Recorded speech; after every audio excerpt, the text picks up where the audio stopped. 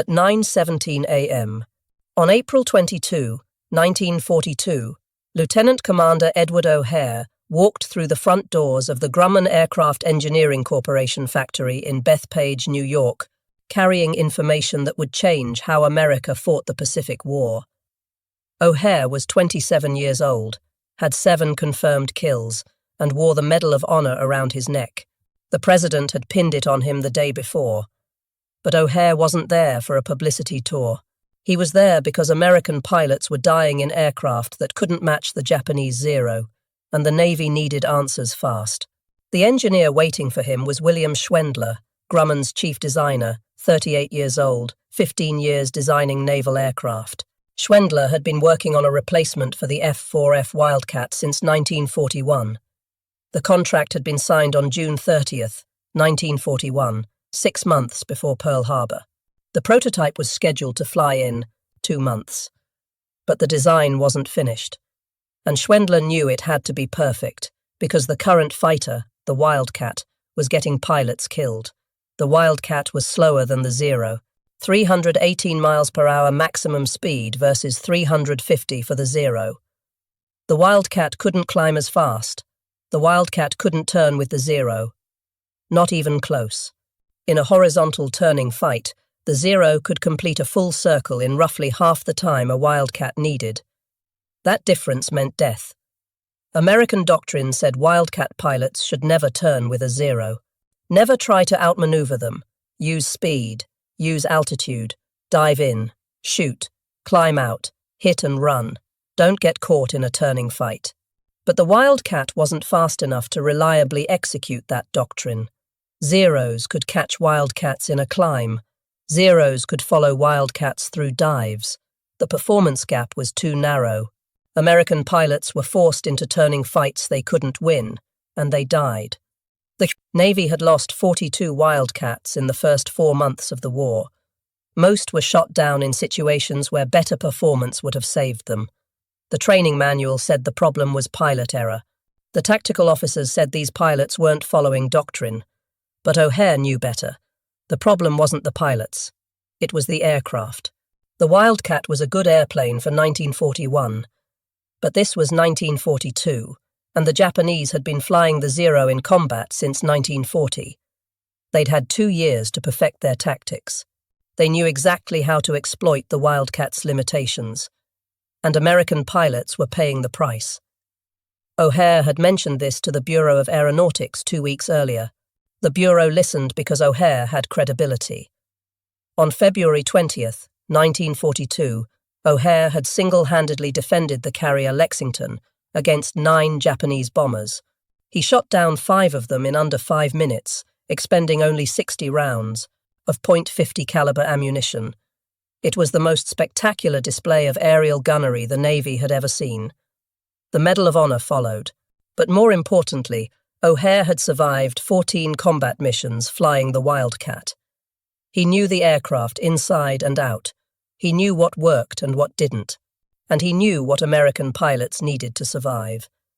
So the Bureau of Aeronautics sent O'Hare to Grumman with a simple mission: tell the engineers everything. What the Zero could do.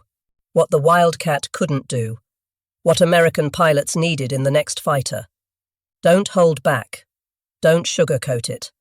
Lives depended on getting this right. O'Hare spent 4 hours with Schwendler and the Grumman design team. He described Zero tactics in detail, how they baited American pilots into turns, how they used their superior climb rate to maintain altitude advantage, how they used their exceptional range to extend combat deep into American airspace. He described Wildcat deficiencies: the sluggish controls, the inadequate power, the narrow landing gear that made carrier operations dangerous, the hand-cranked landing gear that left pilots vulnerable during approach, the poor visibility from the cockpit that made it hard to spot threats. But O'Hare also described what worked. The Wildcat was tough. It could absorb damage that would destroy a Zero. It had 6 .50 caliber machine guns with good ammunition capacity. It had armor protection for the pilot and self-sealing fuel tanks. American pilots could make mistakes and survive. Japanese pilots couldn't. One good burst from a Wildcat's guns usually meant a dead zero. The problem was getting into position to fire that burst. That required better performance, more speed, more power, better climb rate, better visibility, easier handling. Schwendler took notes. Lots of notes. He asked specific questions about visibility angles, control responsiveness, engine power delivery, landing characteristics.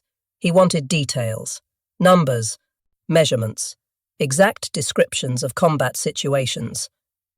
O'Hare provided everything he could remember. What happened in the next 4 months would determine whether America could win the air war in the Pacific. The first pilot O'Hare knew who died fighting Zeros in a Wildcat was Lieutenant James Gray on February 21, 1942. Gray was part of the Lexington Air Group, experienced, had flown 30 missions, careful, disciplined. He flew by the book and never took unnecessary risks. On February 21st, Gray's division intercepted 4 Zeros at 8,000 feet near Rabaul. Gray followed doctrine.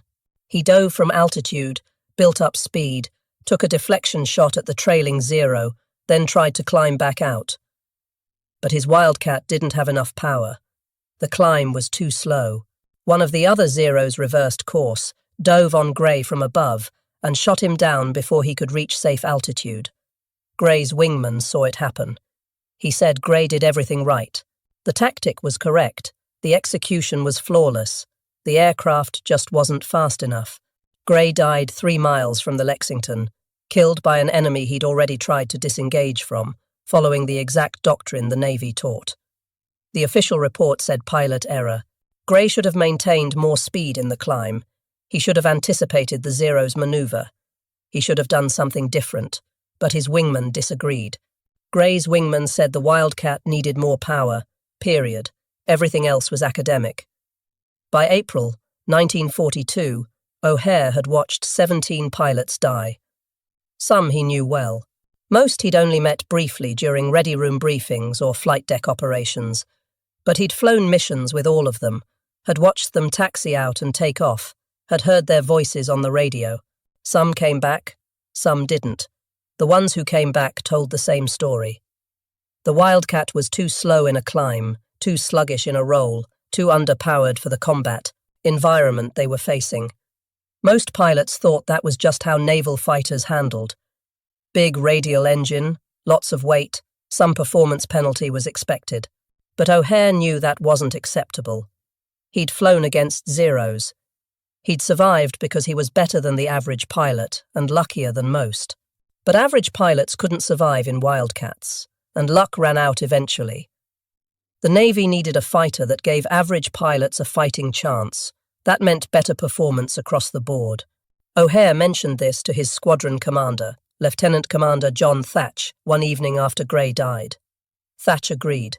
He'd been working on a defensive tactic called the Thatch Weave that helped Wildcats survive against Zeros, but it was a workaround, not a solution. The real solution was better aircraft. Thatch asked what could be done about it.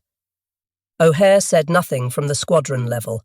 This needed engineering changes that could only come from the manufacturer. It required someone who'd fought Zeros explaining the problem directly to the people designing the next fighter. Thatch said the Bureau of Aeronautics was already working on that. They wanted O'Hare to go to Grumman after the Medal of Honor ceremony.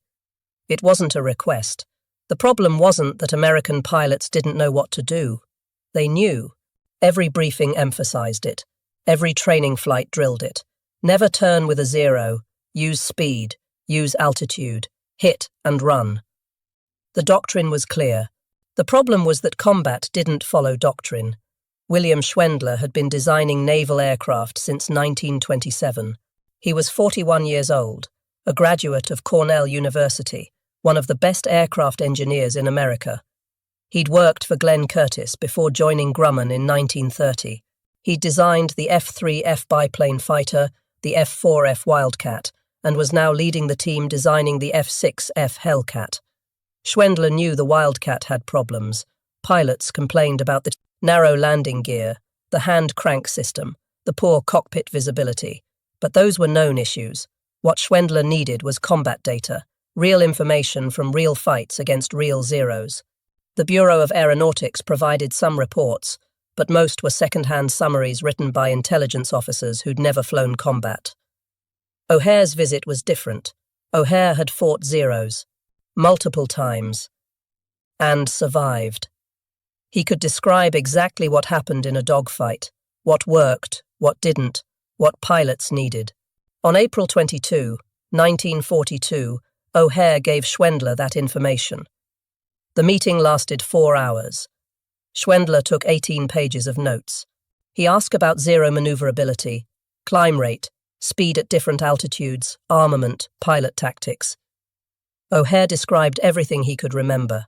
The way zeros attacked from above using their superior climb rate, the way they baited wildcats into turns, the way they used their long range to operate hundreds of miles from their bases, the way they exploited any altitude disadvantage. Schwendler asked what the wildcat needed to be competitive. O'Hare said, power. Lots of power. Enough to climb faster than a zero above 10,000 feet. Enough to outrun a zero in level flight at all altitudes. The Wildcat's Wright R 1820 Cyclone engine produced 1,200 horsepower. That wasn't enough. The new fighter needed at least 2,000 horsepower, preferably more. Schwendler said the Pratt Whitney R 2800 double wasp engine produced 2,000 horsepower. It was already being used in the Vought F4U Corsair. Could Grumman use it in the F6F? O'Hare said yes. Absolutely. Whatever it took to get more power. The entire Pacific Air War depended on having a fighter that could match or exceed zero performance. Everything else was secondary. Schwendler asked about other improvements. O'Hare listed them. Better cockpit visibility. The Wildcat's cockpit sat low, in the fuselage. Pilots couldn't see threats approaching from certain angles. The new fighter needed the cockpit mounted higher with better all-around visibility. Hydraulic landing gear. The Wildcat's hand-crank system was dangerous on carrier approaches. Pilots needed both hands for flying.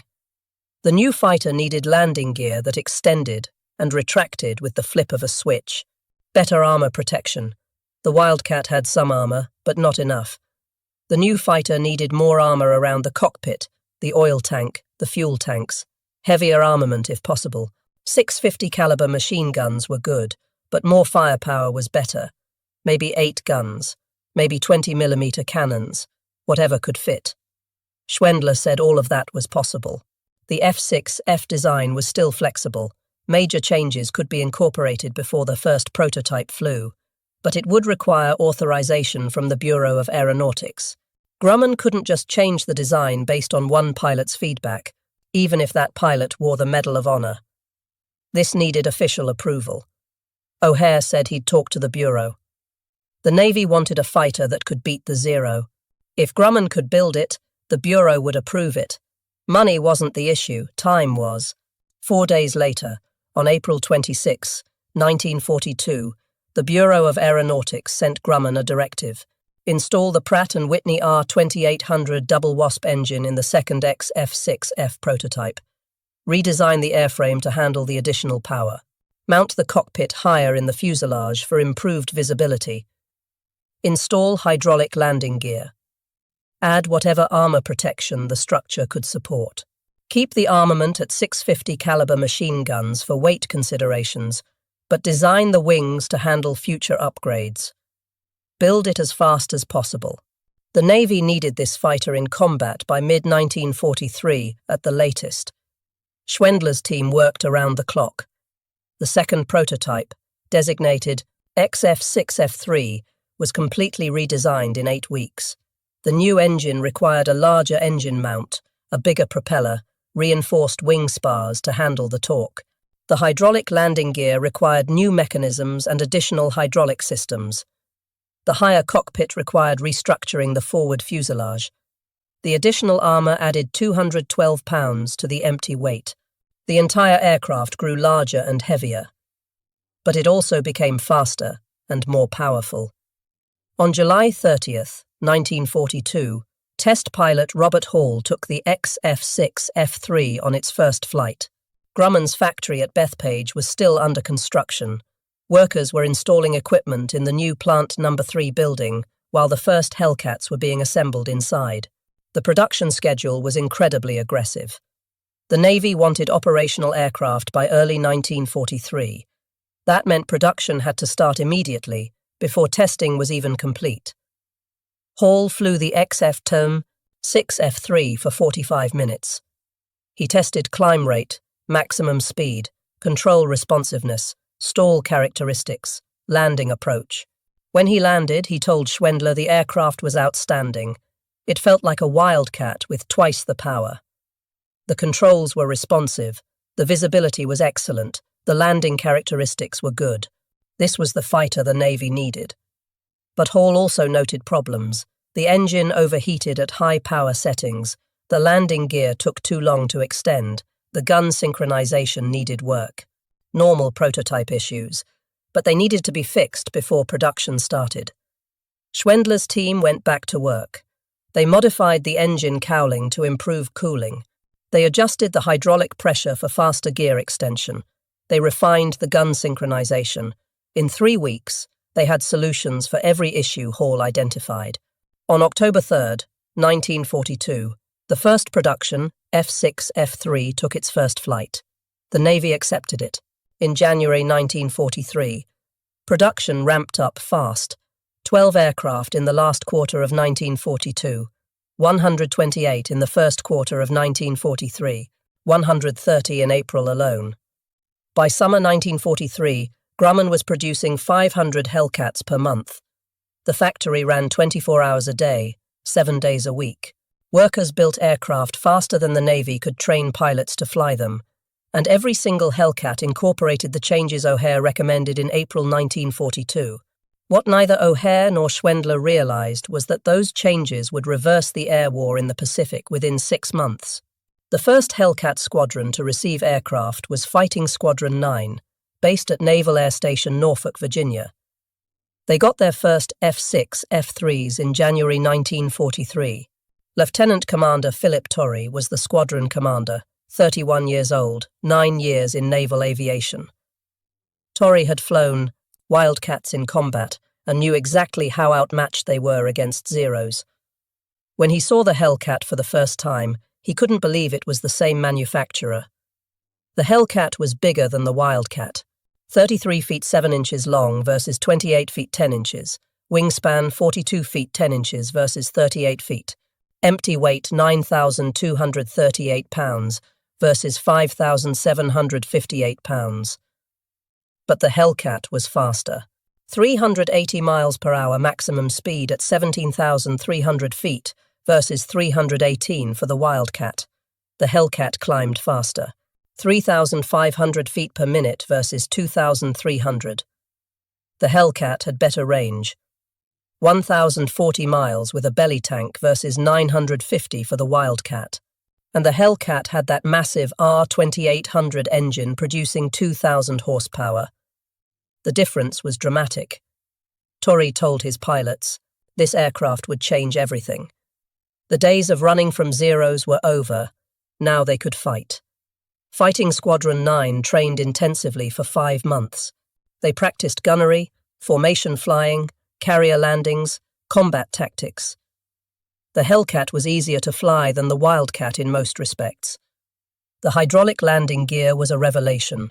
Pilots didn't need to crank a handle 99 times while trying to maintain formation. They flipped a switch and the gear extended automatically. The improved visibility made formation flying safer. The extra power made every maneuver easier. But the aircraft was also heavier and faster. Pilots had to adjust their landing approach speeds and learn new weight and balance limitations. By August 1943, VF-9 was ready for combat. They deployed aboard the carrier Essex as part of Task Force 15, which also included the carrier Yorktown and light carrier Independence. Task Force 15 was the first carrier group equipped entirely with Hellcats. No more Wildcats. Every fighter in the task force was an F6F. This was the combat debut of America's new naval fighter, and the Navy planned to make it memorable. The target was Marcus Island, a small Japanese base 850 miles northwest of Wake Island. The base had airfields, radar installations, supply depots. It was defended by approximately 35 aircraft, mostly Zeros, and heavy anti-aircraft batteries. Task Force 15 would strike at dawn on August 31st, 1943, destroying as much as possible before the Japanese could mount a coordinated defense. At 4:15 a.m., on August 31st, aircraft began launching from the carriers. Torrey led VF-9 off the Essex. Commander Charles Crommelin led VF-5 off the Yorktown. The Hellcats formed up in the pre-dawn darkness and headed toward Marcus Island. They arrived at 5:50 a.m., just as the sun rose over the Pacific. The island was clearly visible below them. Torrey could see aircraft parked on the airfield, buildings scattered across the island, the dark shape of a radar tower on the highest point.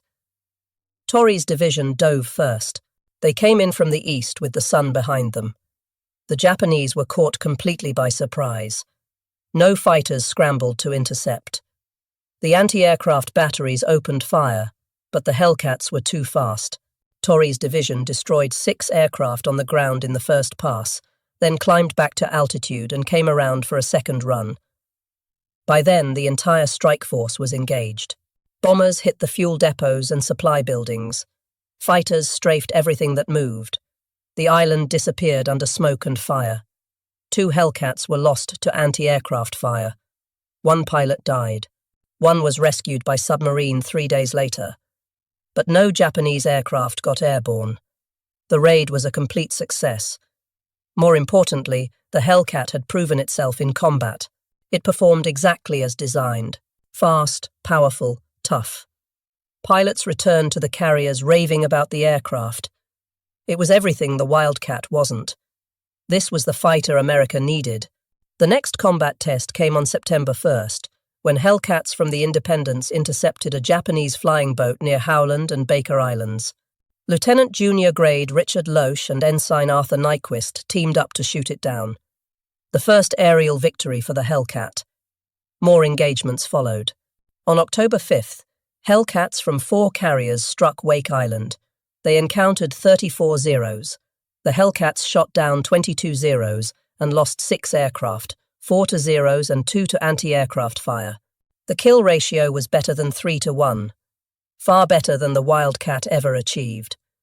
But the real test came on December 4th, 1943, at Kwajalein Atoll in the Marshall Islands. 91. Hellcats from 3 carriers encountered 50 Zeros defending the atoll. The Zeros attacked aggressively, using 470 Fei-Kan, the same tactics that had devastated Wildcats for 2 years. But this time those tactics didn't work. The Hellcats were faster. They climbed better. They had more power. When Zeros tried to get into turning fights, Hellcats could disengage and climb away. When Zeros tried to dive away, Hellcats could follow them down. The performance gap had reversed. Now the Americans had the better aircraft. The battle lasted 37 minutes. The Hellcats shot down 28 Zeros. Only 2 Hellcats were lost. The kill ratio was 14-1. It was the most lopsided aerial victory American naval aviation had achieved against Japanese fighters in the entire war, and it proved conclusively that the Hellcat was superior to the Zero in combat. Word spread through the Pacific Fleet. The Hellcat was the real deal. It wasn't just better than the Wildcat, it was better than the Zero. American pilots finally had an aircraft that gave them a fighting chance. By the end of December, 6 carrier air groups were equipped with Hellcats. More were in training. The Navy's entire fighter force was transitioning to the F6F. The Wildcat was being relegated to escort carriers where its shorter takeoff distance was advantageous. The Hellcat became the standard fleet carrier fighter, and pilots loved it. The Japanese noticed the change in late 1943. Pilot reports from Japanese carrier and land-based air groups mentioned that American fighters were performing differently. They were faster, more aggressive, harder to evade. Tactics that had worked reliably against Wildcats were failing against these new aircraft. The Japanese designated the Hellcat as Grumman 6 distinguishing it from the earlier Grumman 4 Wildcat, but identifying the aircraft was easier than countering it. Lieutenant Commander Saburo Sakai was one of Japan's top aces with 64 confirmed kills. He'd been fighting American pilots since Pearl Harbor. He knew how to exploit Wildcat weaknesses. But in February 1944, Sakai engaged a Hellcat over a ball and discovered those old tactics didn't work anymore. Sakai tried his standard approach. He positioned his Zero at altitude, waited for the American to commit to an attack run, then reversed course, and dove to get behind the American during the climb-out. It had worked dozens of times against Wildcats, but the Hellcat climbed faster than Sakai expected. By the time he completed his dive and pulled up, the Hellcat was already back at altitude and positioning for a counterattack. Sakai had to break off and run. It was the first time in the war he'd been forced to disengage from a defensive position against an American fighter. Other experienced Japanese pilots reported similar encounters. The Americans weren't flying differently. They were still using the same boom and zoom tactics, but their aircraft were executing those tactics faster and more effectively, fractionally, but enough to matter. Enough to disrupt the timing that Japanese pilots had learned to exploit. Japanese intelligence tried to determine what had changed. They examined wreckage from downed Hellcats, looking for modifications or new equipment. They found nothing unusual. The Hellcat was just a better aircraft. It had more power, better speed, better climb rate. The engine was bigger. The airframe was stronger. Everything about it was designed to outperform the Zero in the specific areas that mattered most in combat. The Japanese tried to adapt. Some pilots became more cautious, avoiding engagements unless they had numerical superiority. Other pilots became more aggressive, trying to force turning fights where the Zero still had an advantage at low speeds. But both approaches had problems. Cautious flying meant giving up the initiative.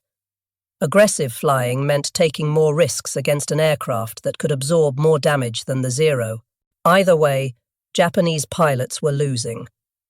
By mid-1944, Japanese carrier aviation was in crisis. They'd lost most of their experienced pilots at Midway and in the Solomon Islands campaign. The replacements were hastily trained and inexperienced. They were flying an aircraft, the Zero, that was optimized for 1941 combat conditions. And they were facing American pilots flying Hellcats designed specifically to counter Zero tactics based on direct combat feedback from Medal of Honor recipients. The result was predictable. On June 19, 1944, the Battle of the Philippine Sea became the defining moment for the Hellcat. 15 American carriers with 480 Hellcats faced 9 Japanese carriers with 370 aircraft, mostly Zeros. The Japanese launched 4 massive raids against the American fleet. The Hellcats intercepted every raid. The first Japanese raid lost 42 out of 69 aircraft. The second raid lost 98 out of 128 aircraft. By the end of the day, the Japanese had lost 240 carrier aircraft and another 30 to operational accidents. American losses were 29 aircraft, most to anti-aircraft fire. Hellcat pilots called it the Great Marianas Turkey Shoot. It was the most one-sided aerial battle in naval history. One pilot described it as being like hunting back home, except the targets were Japanese aircraft and they didn't run away fast enough. The kill ratio for the day was roughly 13-1. The Hellcat had completely dominated the Zero. Japanese carrier aviation never recovered from that loss. The combination of inexperienced pilots and inferior aircraft against experienced Americans flying Hellcats was devastating. One Hellcat pilot who became famous that day was Commander David McCampbell, Air Group Commander aboard the Essex. McCampbell shot down 7 Japanese aircraft on June 19th, becoming an ace in a day. 4 months later, on October 24, 1944, during the Battle of Leyte Gulf, McCampbell would achieve that status again. He and his wingman, Ensign Roy Rushing, engaged 60 Japanese aircraft. McCampbell shot down 9 aircraft, 7 Zeros and 2 Oscars. Rushing shot down 6. Together they destroyed 15 aircraft in one mission, the most successful 2-plane engagement in American aviation history. McCampbell landed aboard the Langley with 2 rounds of ammunition remaining and fuel tanks completely empty. He'd been airborne so long that the carrier deck crews had given him up for lost. McCampbell finished the war with 34 aerial victories, all in Hellcats.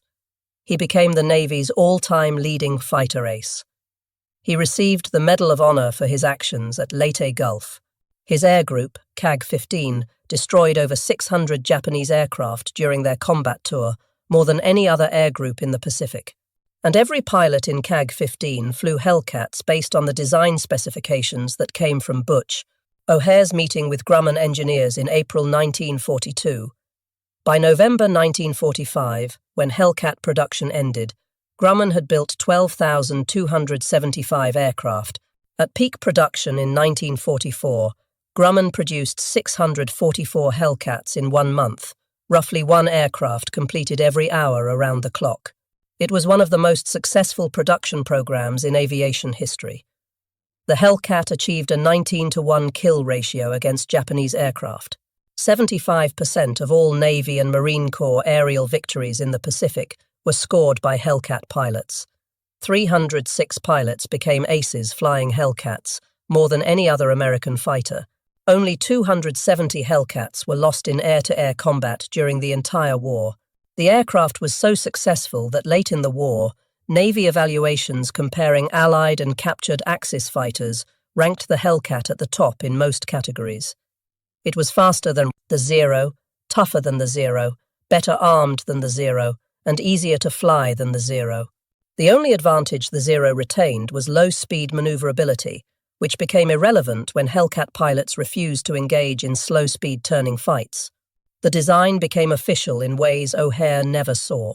On November 26, 1943, Lieutenant Commander Edward O'Hare took off on a night combat air patrol mission aboard a Hellcat from the carrier Enterprise. He was testing new night fighter tactics using radar-equipped Avenger torpedo bombers to guide fighters to Japanese bombers attacking the fleet. The tactics worked. The formation intercepted Japanese aircraft in darkness, but during the engagement, O'Hare's Hellcat disappeared. Radio messages went unanswered. Search aircraft found nothing. O'Hare was declared missing in action, presumed dead. He was 30 years old. The official investigation concluded that O'Hare was probably shot down by defensive fire from a Japanese bomber or possibly by friendly fire from the Avenger's tail gunner. His body was never recovered. His aircraft was never found.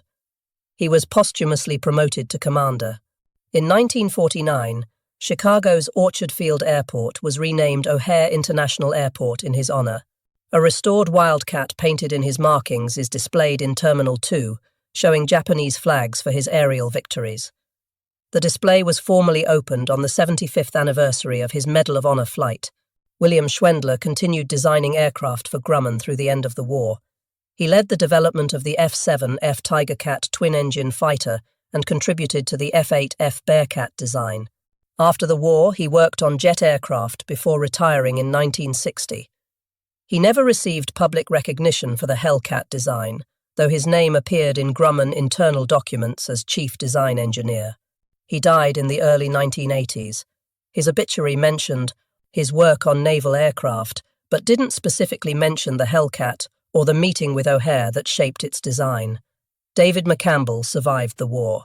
He stayed in the Navy, eventually reaching the rank of captain.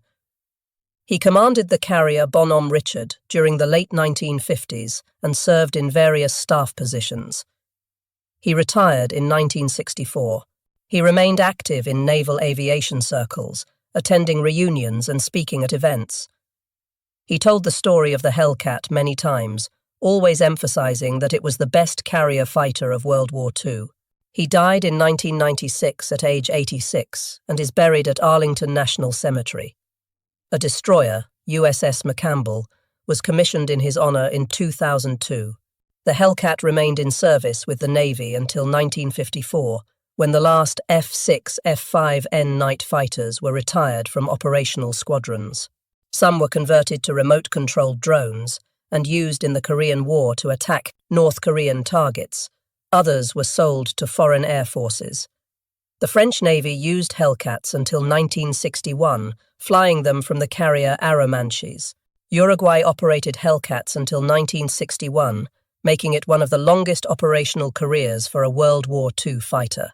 In 1987, the National Naval Aviation Museum in Pensacola, Florida, restored an F6F Hellcat in the markings of McCampbell's aircraft, Mincy 3, with 34 Japanese flags painted on the fuselage. The aircraft is on permanent display. Visitors can see exactly what the most successful American naval fighter of World War II looked like.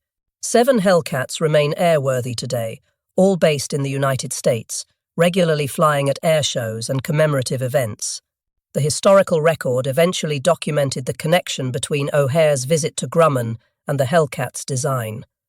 In 1991, a naval historian researching World War II carrier operations found references to O'Hare's April 1942 meeting in Bureau of Aeronautics files.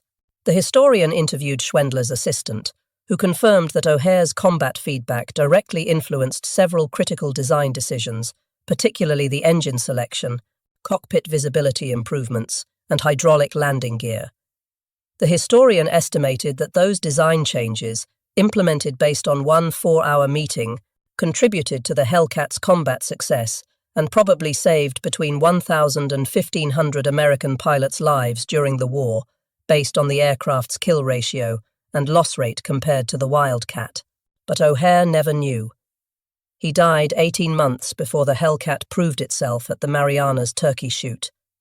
He never saw the aircraft achieve a 19-to-1 kill ratio. He never saw McCampbell shoot down 34 Japanese aircraft. He never saw the Hellcat sweep Japanese aviation from Pacific skies. He died flying the aircraft he helped design, defending the fleet, doing the job he'd trained for. That's how innovation actually happens in war. Not through engineering committees or bureaucratic processes, but through combat veterans who survive long enough to explain what works, meeting engineers who listen and implement changes fast enough to matter, and commanders who trust both groups enough to authorize radical design modifications based on limited data, because lives depend on getting it right. If you found this story compelling, please like this video. Subscribe for more forgotten stories from World War II, and leave a comment below telling us where you're watching from. Thank you for watching, and thank you for keeping these stories alive.